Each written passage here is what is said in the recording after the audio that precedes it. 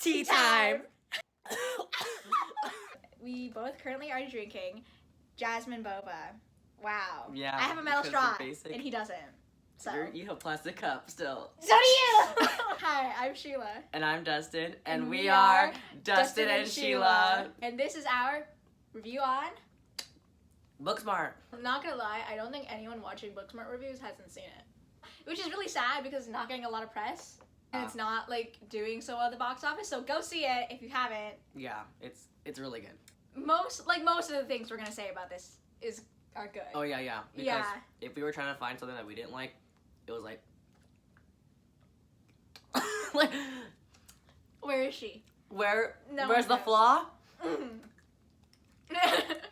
One thing I didn't like about the movie was that the use of music, because like it was very overly used, because it would like maybe there was an emotional scene or maybe like a very tense scene and it started like playing music very loudly for no apparent reason, and it was just like all the time.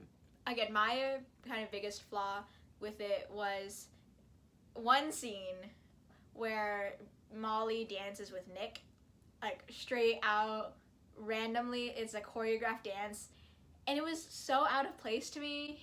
I just was like, what is happening? I felt like that was like an accomplishing moment because she finally made it to Nick's house, and she was like, oh my god, that's my bae. But if you consider all the other like crazy wacky scenes, like the doll scene for one, and you compare this, like the doll scene, to the dance scene as both being kind of outlandish, the doll scene 100% has way more weight and hilarity to it than like the dance scene. I feel like the dance scene just didn't add much. Yeah, the doll scene like obviously was there hilarious. for comedic effect. Yeah.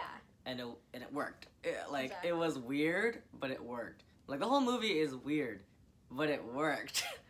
I liked how this movie was really relatable, and but it was also very funny at the same time. So it was still like entertaining, but you still relate to like one of the characters at this.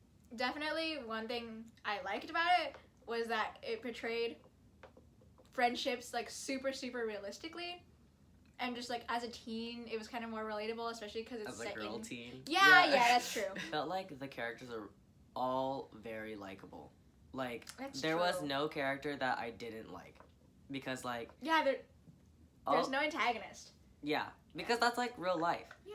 There are bad people in the world, but like in high school, there's no like, oh, that's the mean person, and they'll be forever mean. I never felt like they were characters. I felt like they were real people, even though they're over dramatized, but they were still real people. Another thing I liked was the chemistry between Molly and Amy, played by Beanie Feldstein and Caitlin Dever, who are both really good. Like for sure, the two best. But Amy was definitely like out of the two my favorite. Another thing I really liked was, obviously we talk about Molly and Amy being super wholesome and like a really great representation of what female friendships are like, but can we talk about Gigi and Jared? Oh That's my god, underrated. They were like the best characters. Like even though they were not the focus of the movie, they were like one of the best characters, because even though they're very like out there and very like crazy and crackheady, especially Gigi, they were still like very human, and you felt for them and you're very sympathetic towards them, even though like Jared looked way older than a teenager. Oh yeah, like, for sure. But yeah, Gigi was amazing. I loved her. Also because they're a platonic relationship between a guy and a girl, and I really like that. Like they were never ever in like that realm of oh will they won't they, like the whole oh yeah, no, a guy and a girl just can't be friends. Like they were, and they were completely fine with that, and like nobody questioned it. I liked how they overcame that rumor how like Gigi uses Jared. Yeah. But then it turns out that they were an actual just a friendship. Yeah.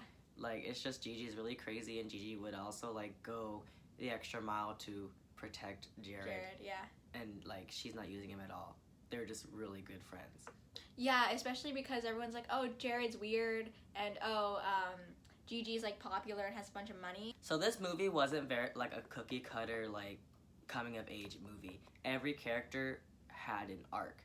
They were all cliches of a high school coming of age movie, but they were all human. All the characters are three-dimensional and they're not flat, like the OMG girls, if you will, from Kissing Booth.